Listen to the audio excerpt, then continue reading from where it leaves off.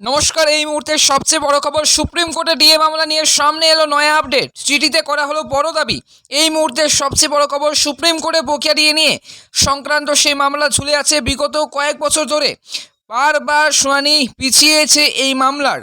এই আবে জুলাই মাসে ফের কিন্তু আরেকবার এই মামলা উঠতে পারে শীর্ষ আদালতে।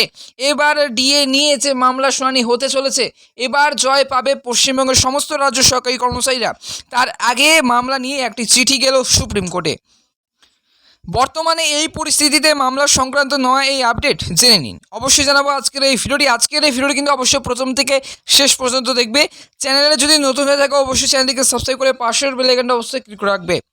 আজকের এই ভিডিওটি অবশ্যই কিন্তু বিস্তারিত আলোচনা করবো। আজকের এই ভিডিওটি অবশ্যই প্রথম থেকে শেষ পর্যন্ত দেখবে। ডিএ মামলায় এবার সুপ্রিম কোর্টে চিঠি দিল রাজ্য সরকারি কর্মীদের সংগঠন সংগ্রামী যৌথ মঞ্চ।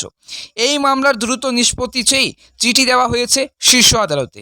এই বিষয়ে সংগ্রামী যৌথ মঞ্চের অন্যতম আহ্বায়ক ভাস্কর ঘোষের বক্তব্য, সুপ্রিম কোর্টে মামলার শুনানি আটকে আছে। এর জেরে হাজার হাজার সরকারি কর্মীরা কিন্তু অনশন করছেন, বিপাকে পড়েছেন, বিভ্রান্ত হচ্ছেন এবং অনড় রয়েছেন তারা। এবং এটা বলেন ভাস্কর বাবু, ডিএ নিয়ে কিন্তু তারা এবং ডিএ ছাড়া যে বাড়ানো হচ্ছে না রাজ্য সরকারি কর্মচারীদের যে হকের ডিএ, এবং ডিএ ছাড়া তারা কিন্তু মারা যাচ্ছেন, এটাই কিন্তু ভাস্করবাবু দাবি করেন।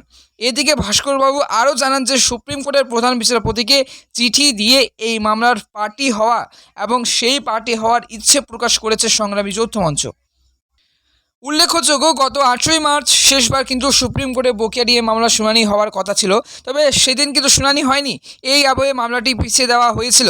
এই আবহে কিন্তু বিগত প্রায় বেশ কয়েক মাস ধরে এবং 1.5 বছর ধরে তারা কিন্তু অপেক্ষায় আছেন। বাংলার সরকারি কর্মীরা, সমস্ত পশ্চিমবঙ্গের শিক্ষক, অশিক্ষক এবং অফিস থেকে সমস্ত সরকারি কর্মচারীরা কিন্তু দীর্ঘদিন ধরে অপেক্ষায় রয়েছেন কেন্দ্রীয় হারে ডিএ নিয়ে। তবে জুলাই মাসে এই মামলাটি ফের কিন্তু শুনানি হতে চলেছে এবং এই মামলাটি জুলাই মাসেই সুপ্রিম কোর্টে উঠতে পারে। এই মামলাটি আরেকবার ডিএ মামলাটি উঠতে পারে। তবে এবার যাদের সেই মামলা আর পিছিয়ে না দেওয়া হয়, সেই আবেদন জানিয়ে কিন্তু সুপ্রিম কোর্টে এই চিঠি দিল সংগ্রামী যৌথ মঞ্চ। উল্লেখযোগ্য, মে মাসের যে 19 তারিখ গরমের ছুটি শুরু হয় সুপ্রিম কোর্টে। এরপর ফের কিন্তু আবার 7 জুলাই আদালত খুলবে এবং আদালত খুলবে 7 জুলাই। এরপর 15 জুলাই বকেয়া ডিএ মামলার শুনানি হতে পারে সুপ্রিম কোর্টে। সেই তারিখেই মামলাটি তালিকাভুক্ত করা আছে। মামলাটির শুনানি হওয়ার কথা বিচারপতি ঋষিকেশ এবং বিচারপতি প্রশান্ত কুমার মিশ্রের বেঞ্চে। প্রসঙ্গত, সুপ্রিম কোর্টে ডিএ সংক্রান্ত যে মামলা চলছে সেটা পঞ্চম বেতন কমিশনের সংক্রান্ত। 2016 সাল থেকে সেই মামলা চলছে, যা state administrative tribunal Kolkata high court হয়ে সুপ্রিম কোর্টে এসেছে। প্রথমে সেটে জয় পেয়েছিল রাজ্য সরকার, তারপর থেকে প্রতিটি ক্ষেত্রে জয় পেয়েছেন রাজ্য সরকারি কর্মচারীরা।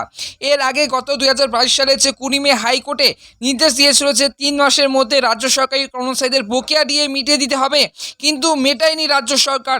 সেই রায় চ্যালেঞ্জ করে কিন্তু রিভিউ পিটিশন দাখিল করেছিল রাজ্য, তা খারিজ হয়ে গিয়েছিল। তারই মধ্যে রাজ্য সরকারি কর্মচারীদের বিরুদ্ধে এবার রাজ্যের বিরুদ্ধে আদালত অবমাননার সেই মামলা দায়ের করেছিল সংগ্রামী যৌথ মঞ্চ, পশ্চিমবঙ্গের সমস্ত 3টি রাজ্য সরকারি কর্মচারী সংগঠন। সেই মামলার মধ্যে সুপ্রিম কোর্টে কিন্তু মামলা করে রাজ্য সরকার।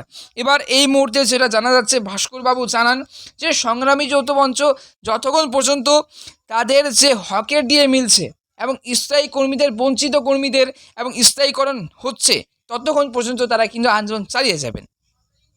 এরপর 2022 সালের 28 নভেম্বর সুপ্রিম কোর্টে প্রথমবারের মতো কিন্তু ডিএ মামলাটি উঠেছিল। এরপর থেকে একের পর এক তারিখ পে তারিখ দেওয়া হলেও নানা কারণের সম্পূর্ণ কিন্তু শুনানি হয়নি।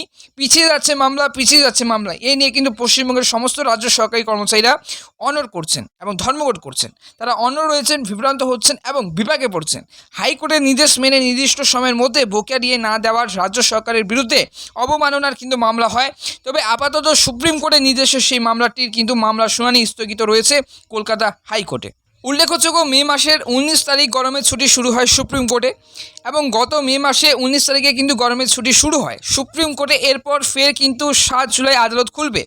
এরপর এবার যে মামলাটি হচ্ছে আগামী 15 জুলাই বকেয়া ডিএ মামলাটির শুনানি হতে পারে সুপ্রিম কোর্টে।